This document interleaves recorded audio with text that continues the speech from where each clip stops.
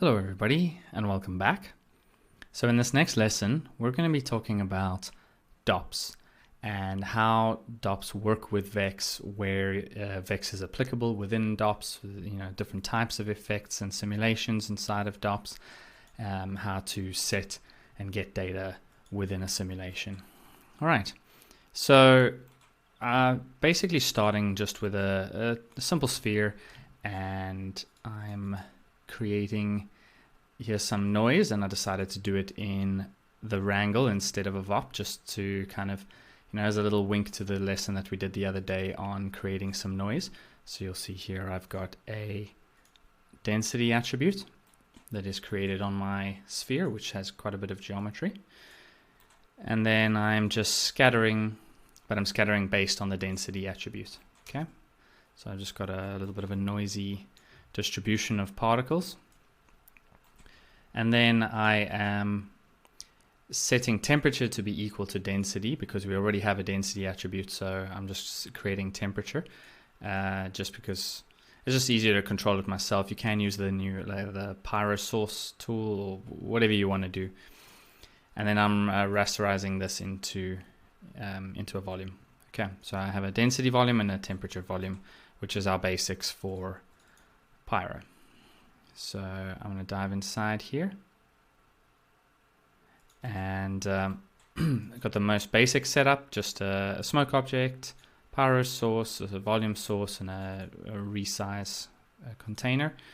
And I'm literally just simulating some smoke, and I've sort of been fiddling with settings just to get a cool kind of look out of it, and I cached it out. So the result that I got was this.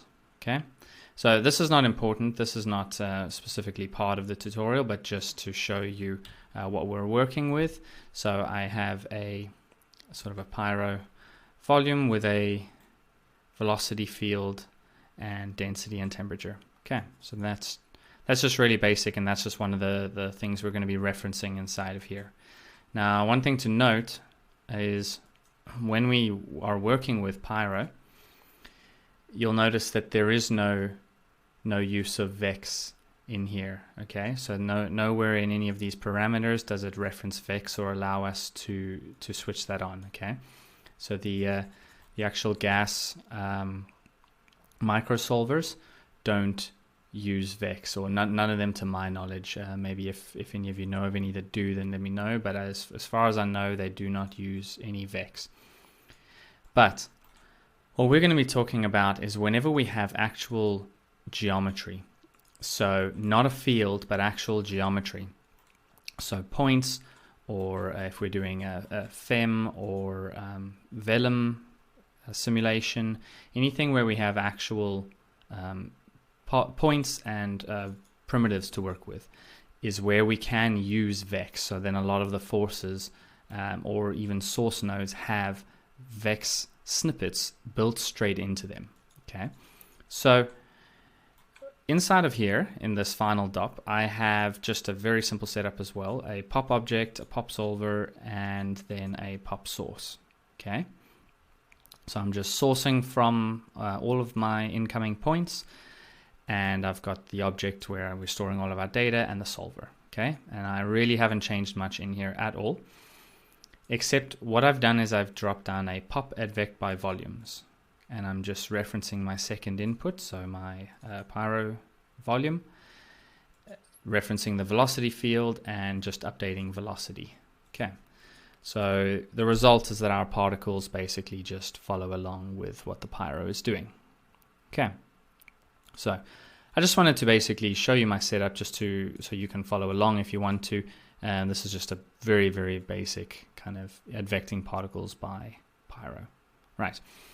But so here we have actual points. So, and these points in POPs, for example, is one type of simulation that often uses VEX snippets within the forces. So this is what I want to show you today. Now, let's first, before we even dive into those snippets, let's just mention the fact that there are Wrangle nodes inside of DOPs. Okay. So we specifically have a pop Wrangle, and we have a geometry Wrangle, and then a gas field wrangle. Okay, so as I said before, the gas microsolvers don't have vex snippets built directly into them, but you can write vex snippet in a gas field wrangle itself. Okay, now these will function like the wrangles that we know. Okay, binding data in, writing data out, all exactly the same, except here you actually specify what your 4 inputs are, because you don't necessarily, you don't have the same 4 inputs. You have these, and you want to reference maybe your first input, second, third. So what you can do is, if you say here first context geometry, that is referring to the first input of the actual DOP itself. Or you could just specify a SOP and actually point to the path of that data. So it's essentially it gives you 4 inputs as you would expect in a normal wrangle, but it lets you kind of point them to wherever you want. Okay, maybe even another piece of DOP data, or you can do myself. This is just kind of very useful and a little bit different to our normal wrangles, but besides that, it's all the same in here, right? So we're not necessarily going to cover these too much because you know how to wrangle already. Okay, you can apply this just somewhere within your stream, and you can use a geometry wrangle instead of the pop wrangle. Okay, the pop wrangle is just slightly more optimized, but you can put the pop wrangle, somewhere in your stream or merge it in, and just as any force would affect the data, you can just affect the data at this point. Okay, really, really simple. Okay, but we're not really talking about those today. We're talking about the snippets that are built into the pop forces, for example. You'll also find them in some of the Vellum nodes, the FEM wire solver, all of those where it involves geometry. You can actually wrangle it as well. Well, not so much wrangle, but there's a snippet inside of the force. So let's start just with a simple one. So if we drop down a pop color, okay, so we're just going to be coloring these particles, and by default it just colors them this kind of bluish purple color. Okay, it's a constant value for all the particles, right? But you see here, this is what I'm talking about, this toggle that says use Vexpressions. Okay, so look out for this on any of the nodes, and when you tick this on, it's going to give you a snippet, and this is where we can start coding. Now, this will function a lot like what we've already been doing, but it's important to note a few differences. Okay, so one of them is that we cannot write out data from here. Okay, if you want to write out data, binding it out, you need to use a wrangle. This snippet allows us to alter parameters using vex expressions, but not to write out our own custom data. So in here, if I try to say f at foo equals 1, okay, it's going to complain, right? It says read only expression on left side of assignment. Okay, so it cannot write to this because within the snippet these attributes are read only. Okay, but now what we can do is reference our parameters in here and use expressions. So how you would reference this is, so for example, let's just start with this color type. Okay, or actually maybe here this toggle will be easier. Okay, so if we hover over it, you see that its name is update color, all lowercase, all one word, right? Now please look at the name, not the label. So it's this where it says parameter update color, not the actual capital U with a space. That's the label. Okay, you always reference the name. So if we wanted to change that, then we could literally just reference it like this. Okay, so you do not have an at, you do not need to typecast it, float or int or whatever, you don't need to do this. Okay, you just reference the exact name of the parameter, and then you can give it a value. Okay, now obviously in this case it's not going to work because I guess they're not expecting you to change this this parameter, which is the whole toggle for the whole thing. They're not expecting you to change that, so I guess they haven't included this in the bindings. But what we're really after is, I mean, what makes the most sense in a pop color is to change the color. Okay, so we could go color equals and then feed it, because this is a vector and we're referencing the entire vector, not just one channel. We could say maybe 0, 1, 0, and there we've given it a new color. So even though we have the color set here, the vex expression is overriding that. Okay, and all the same rules apply in here in terms of all the expressions you used. So you can grab variables that already exist. You can use statements like your ifs and else, so like if at frame greater than 10, then you set that color there. Okay, so then you see the color started, because here we're not setting anything, so we're not overriding, so it is taking this purple color, and then we go above frame 10 and suddenly we're applying this color. Okay, so really, really simple, right? Plus you can reference what the color already is. So let's say we actually had color on these particles before we come in here. Let's give it a pink color. Okay, so before we come in, they have color, but obviously this is overriding color.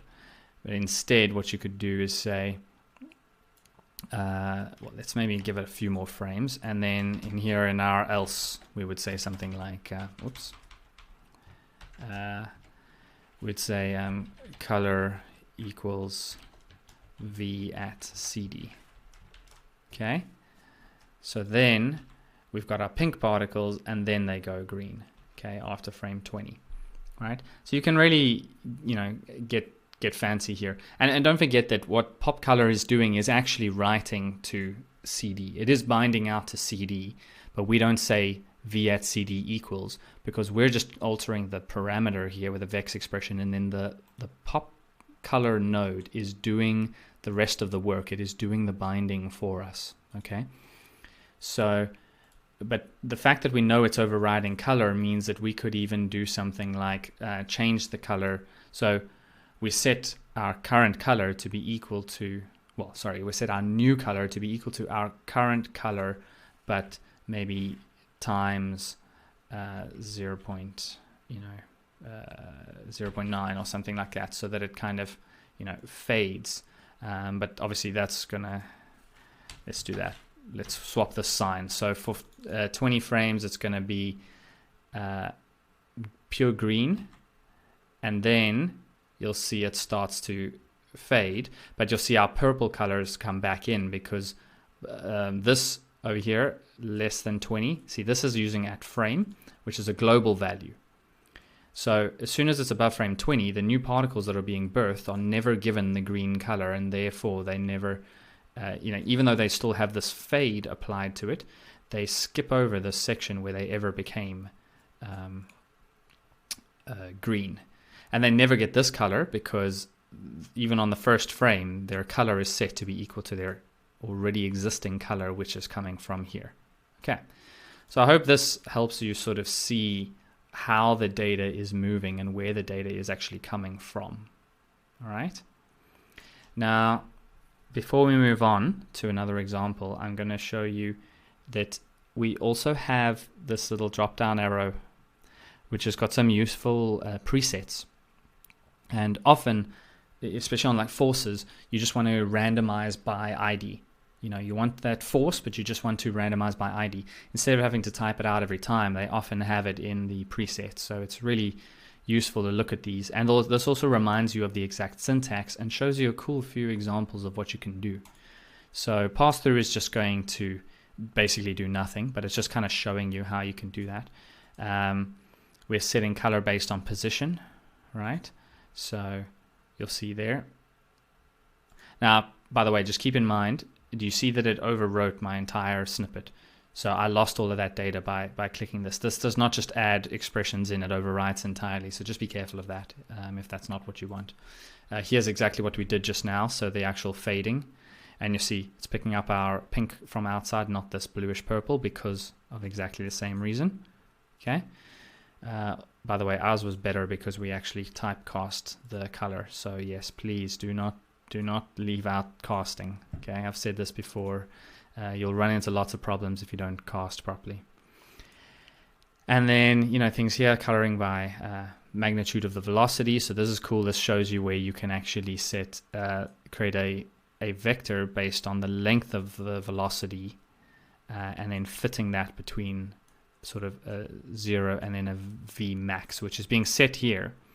But you know, this is a static value, and also a little bit more difficult to change because it's in your code. It's often easy to forget, and it's not very user friendly. But I'm going to use this as an example to show you that you can actually write out parameters as well. Exactly the same way you can reference a parameter, and it has this button to create the spare parameter, and here we are.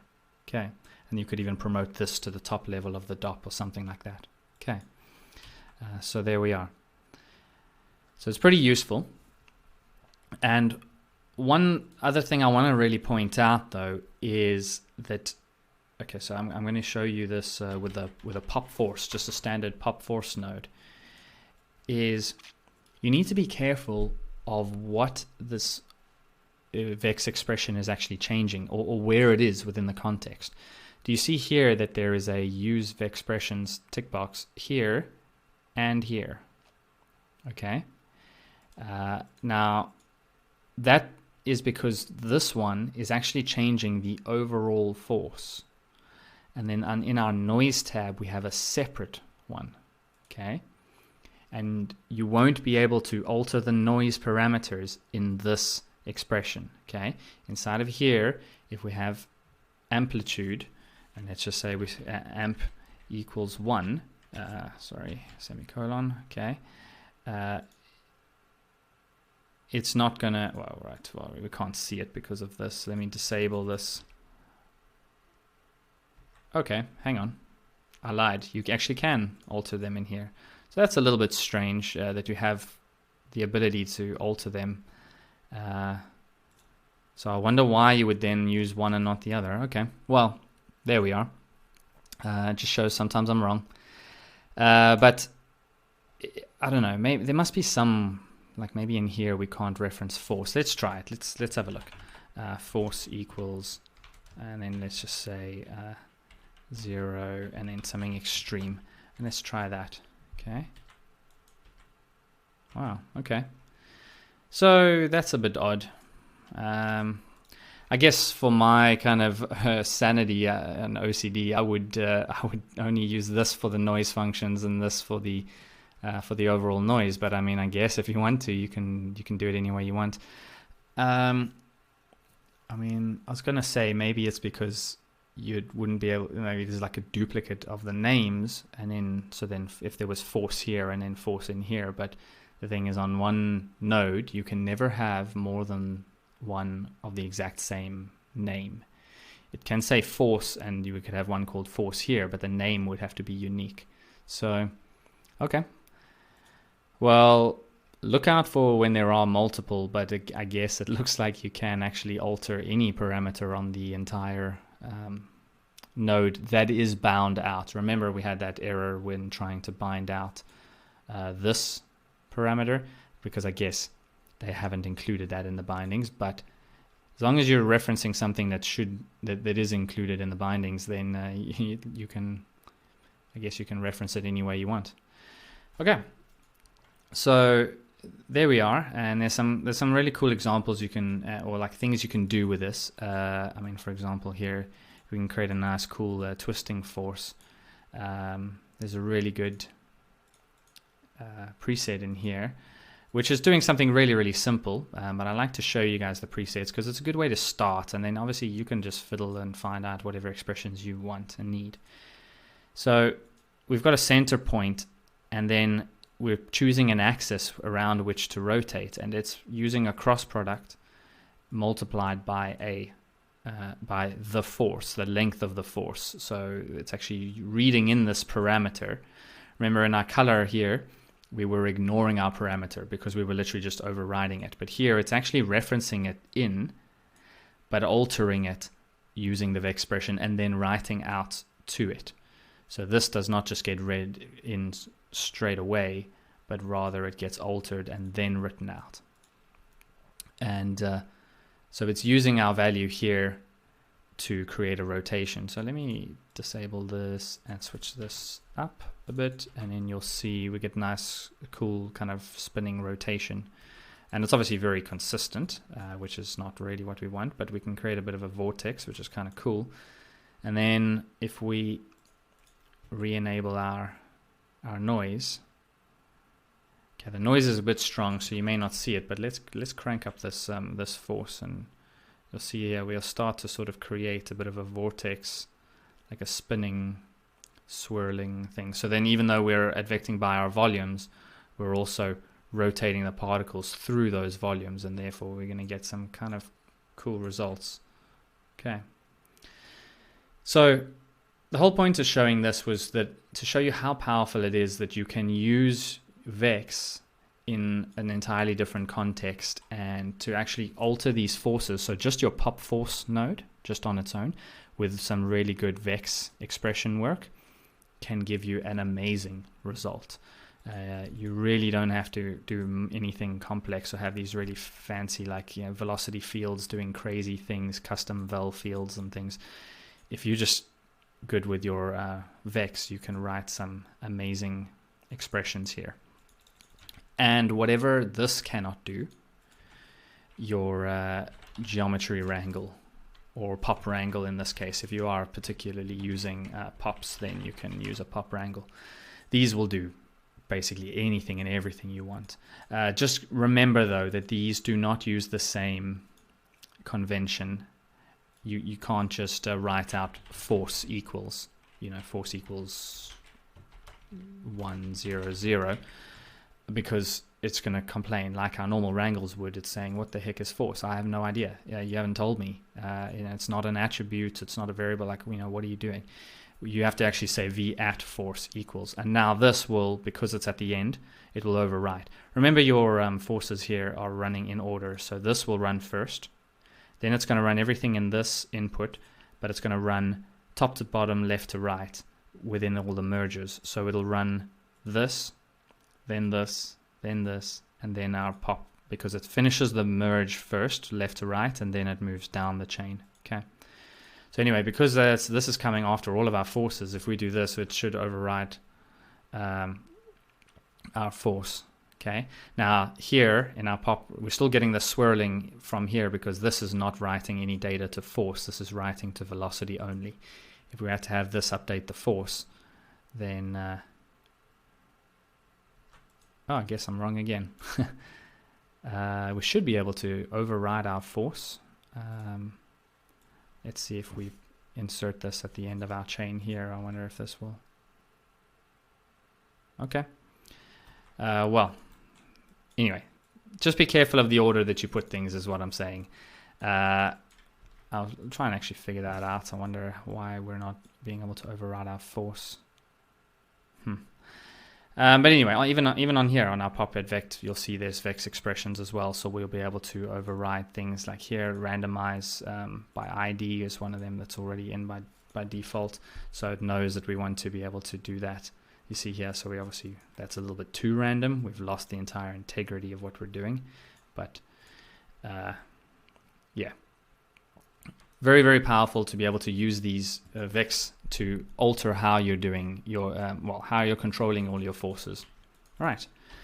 So anyway, I hope that was a useful lesson for you guys. I know a lot of you are doing, you know, some really cool simulation stuff. So this should hopefully enhance what you're doing.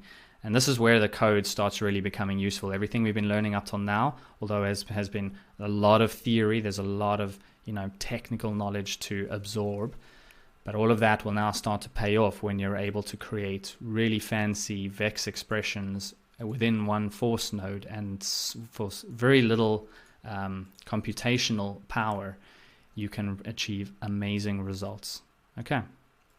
So hope you guys enjoyed that and have fun creating cool Vex expressions, and I'll see you guys in the next lesson.